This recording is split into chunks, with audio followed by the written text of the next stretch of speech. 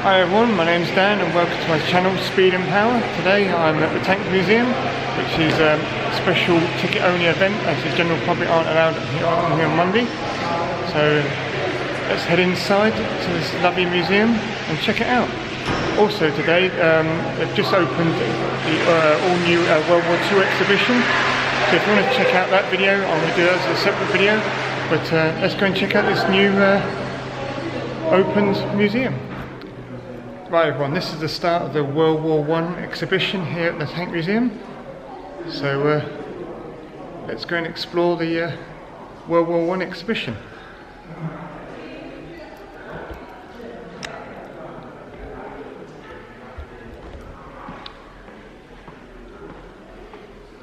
Right, Mr. Coach. So they've done it up like it is in World War I with all the trenches and stuff, and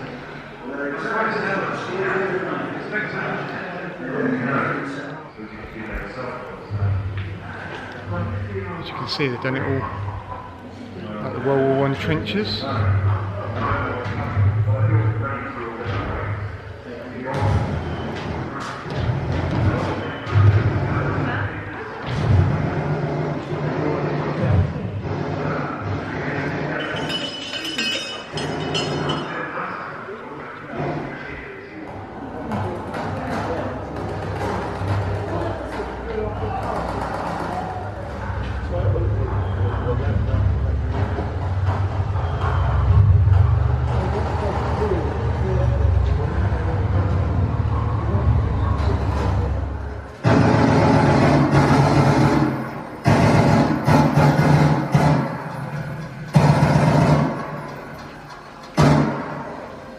The German machine gun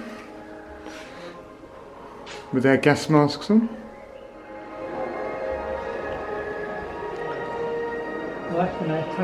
British tank crossing over the German lines.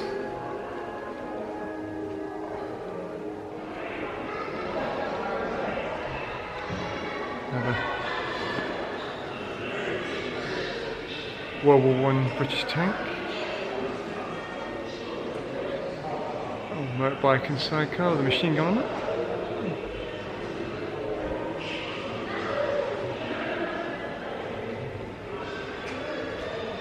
It's part of that World War I tank diorama.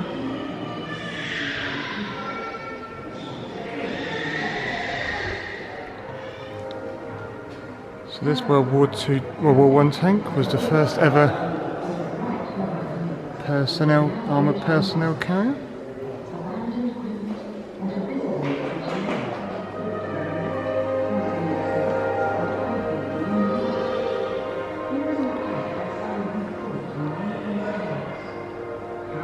View inside the armoured personnel carrier.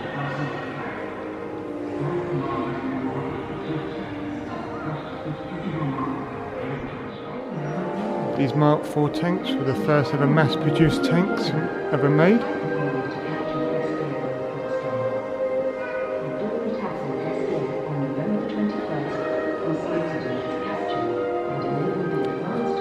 A big bale of wood on top was rolled in front of the tank to fill in trenches and stuff, and any obstacles to allow the tank to drive over it.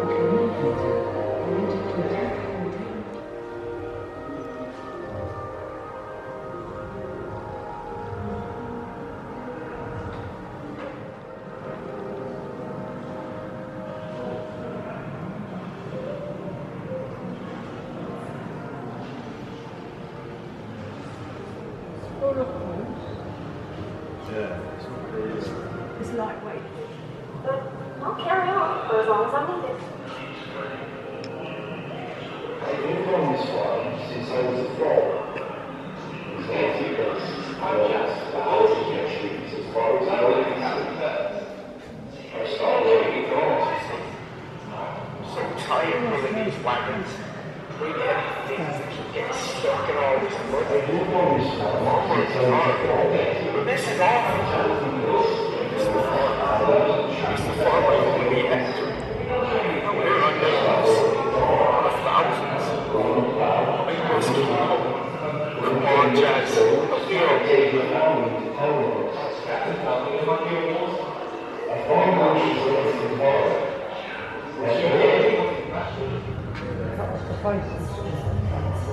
So this is a rough idea what it looked like in one of the World War I tanks. This big lump in the middle used to be the engine. Just gives you an idea. And there's a gun on one side.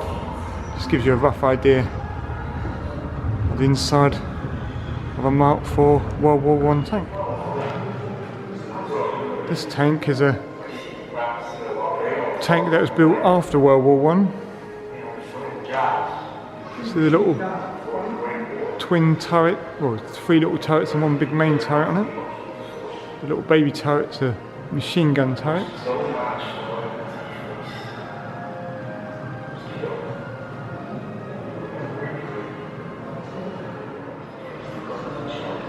Very early armoured car. Check out the solid rubber tyres and the wooden wheels on it.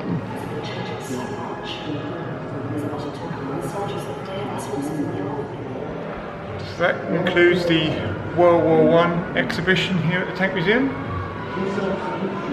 So let's crack on to the next exhibition. It's a collection of modern day tanks here. As you can see, they're a lot larger than the old World War II tanks. Just check out the big guns on them. Next part of the exhibition is the Battle of Afghanistan. It's obviously bang right up to date. So let's go and explore the Afghanistan exhibition.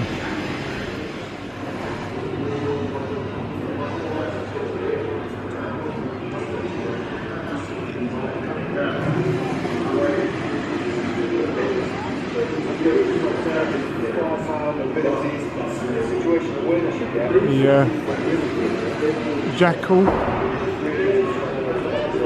Yeah. I'm sat here in the gunner seat, and back here we need a 50 caliber or a grenade machine. Also down at the front where the commander sits, we have general purpose machine gun. The Jackal has all of our which the driver can operate from his cabin. If we're driving over difficult terrain, that's rocky, or maybe up a street bed, you can pump up the suspension high like it is now, and that enables us to go over pretty much anywhere. The Jackal really is a fantastic vehicle to work with. For my time in Afghanistan, it really was my home. My whole life was stored on the vehicle. I work on it most of the day, and at night I get down and sleep right beside the vehicle. That's really good. And for the reasons I've said, it's firepower, mobility, and the situation awareness you get when you're in the vehicle. It really is one of the most popular pieces of work.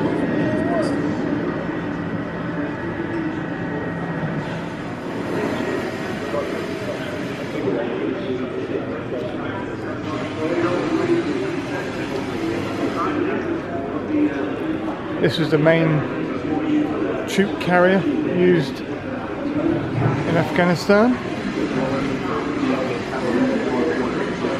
And this is the Viking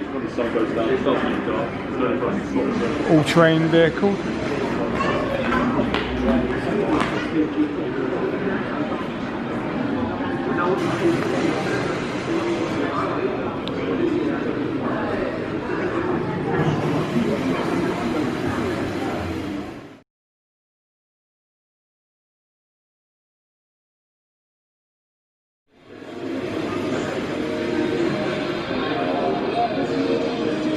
Been done up like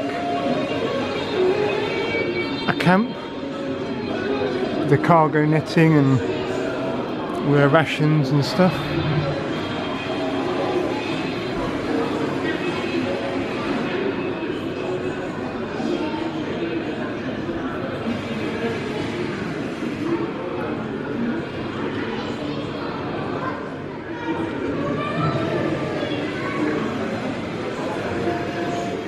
About to enter the tank factory section of the museum, so let's go and enter this part of the museum.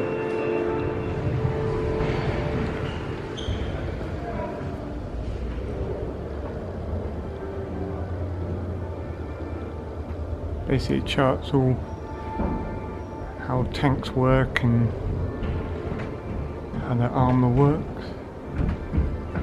As you can see, the more sloped the armour, the more thicker it is. Firepower.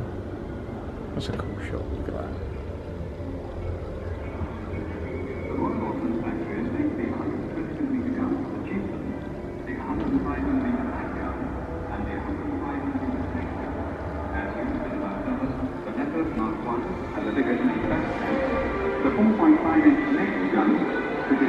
This is the tank factory and show you how they make tanks.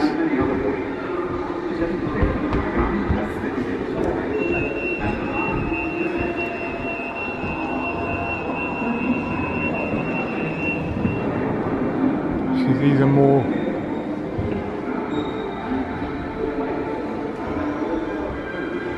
modern tanks. Old engine there.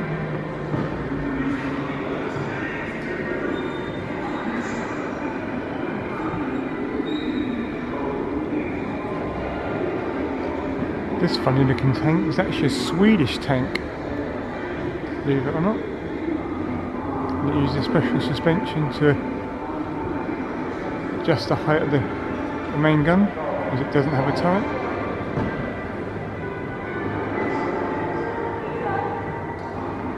This tank is known as the plastic tank and is made out of composite plastics.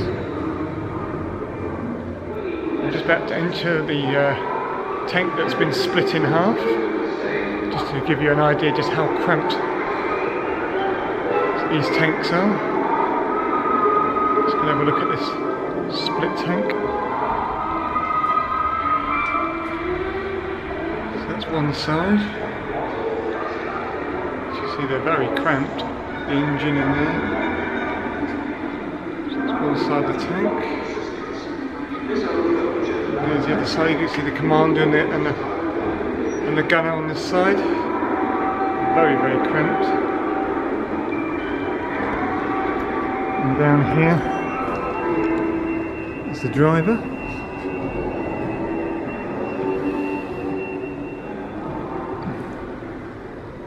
And this is the actual load of the gun. A radio as well. There's the big beast of the engine.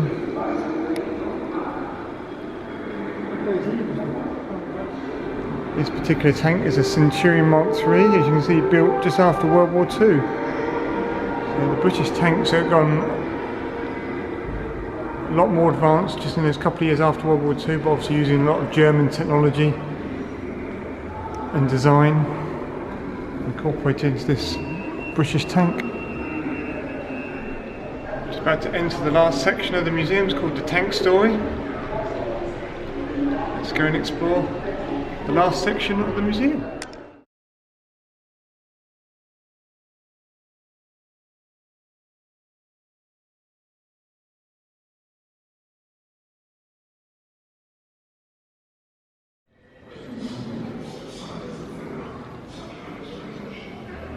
So this is how the tank all started.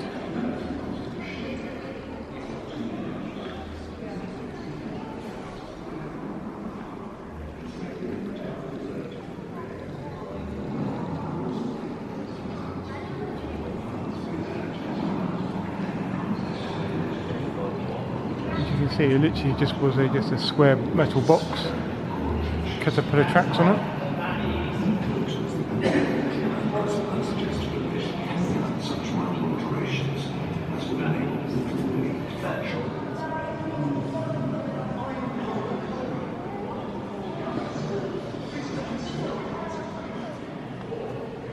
What's he doing in here, that man?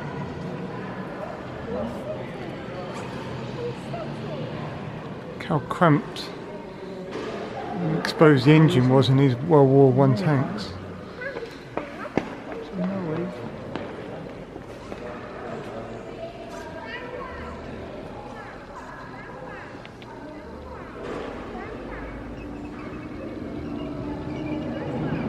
I'm Albert Coleman, one of the 4 gunners. This tank's what we call a female, because it's got 2 machine guns each side. The males has cannons instead. Great guns, my Vickers, but their armoured jackets get ever so hot, and the vibrations in here means I always have to check for loose screws. There's no suspension at all, see? If we drove over a penny, I could tell you if it was heads up or tails up, depending on the bumps. What with that, the heat, the dark, and the terrible fumes, it's almost impossible to hit anything while we're moving. So, we just blaze away into the blue. If I really want to aim at something proper, we have to stop. And the others hate that, I can tell you. See this mask? It's supposed to save my good looks and my eyes. When the enemy fires at us, the red bullets turn to me.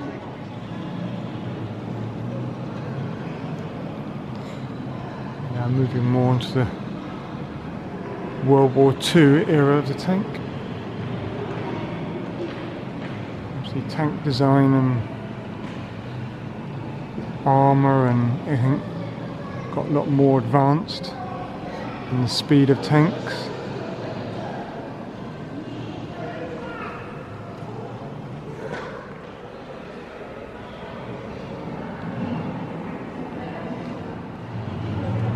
Big German Panzer tank.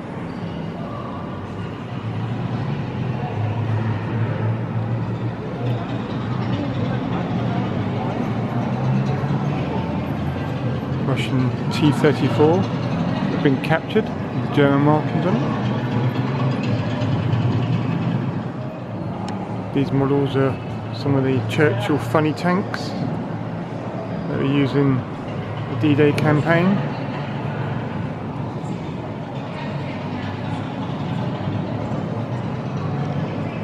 Help save D-Day, isn't it? It's a painting of the British landing on D-Day.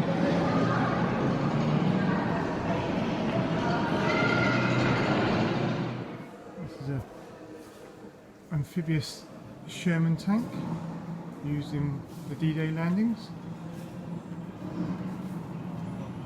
American ones were dropped off far too early. And they all sank, whereas the British ones were dropped a bit close to the shore, and they all survived. You can see it's got the twin props on the back. This is a big rubber curtain that went around the tank to make it float.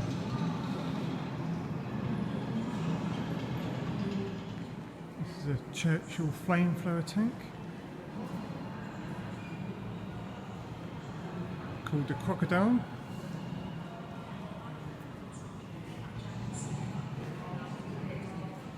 Classic Sherman tank.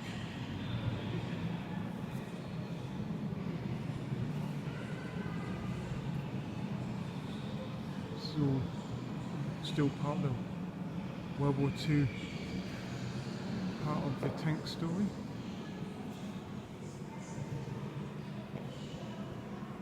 Starts the Korean War.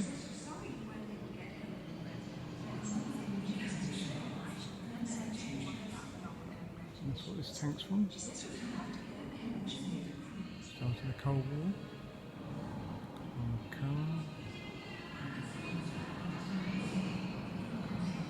Big American tank.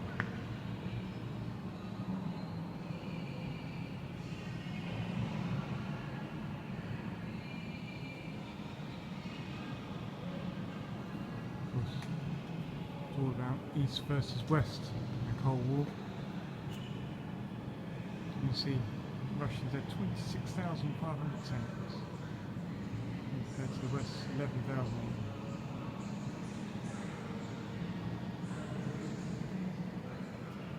I'll give you a map of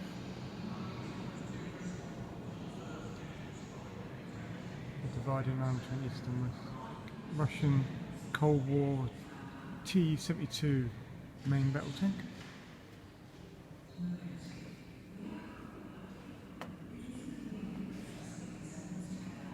It's quite a, as you can see, it's quite a flat profile of the T-72. German Leopard post-Cold War tank. Chieftain. And then a Russian tank in the corner in desert colours and a Scorpion light tank. Check out the lengths of these barrels of these Cold War tanks. Look at the length of them. Absolutely massive. The big one in the middle being the latest one. This is the current main battle tank of the Royal Armour Corps. This is the Challenger 2. It's chopper marble on it. Bang right up to date. Check out this gold-plated model tank of the Challenger 1.